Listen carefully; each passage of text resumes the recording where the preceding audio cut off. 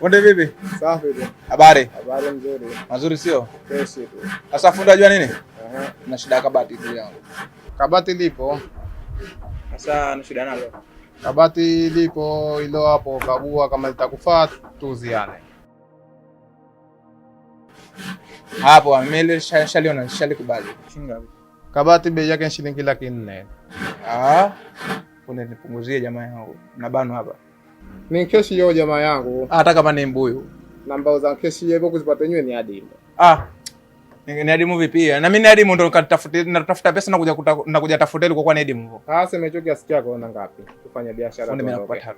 3 alijeuzi kani keshi ya huo. Ndio fundi na shida nalo mwezi ulinifika hapa. 3 alijeuzi kai. Ila ngapi? Ila kwa wewe madamu ndo kushatoka mbali, utoe 3.5 tuwe kabati.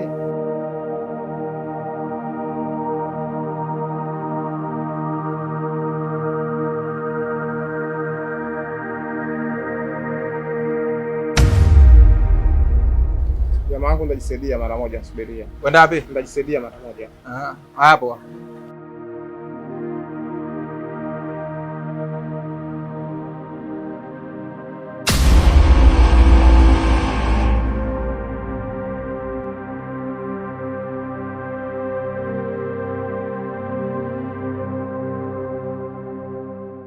Asalamu alaykum. Waalaikum, mambo vipi? Safi salama. Safi, habari? Safi pia hali. Poa. Fundi uko wapi?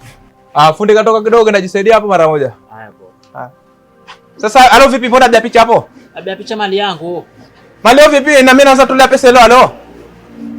Usubiri fundi aje. Kama tusubiri fundi basi aje, haya poa. Sasa usipige picha bwana.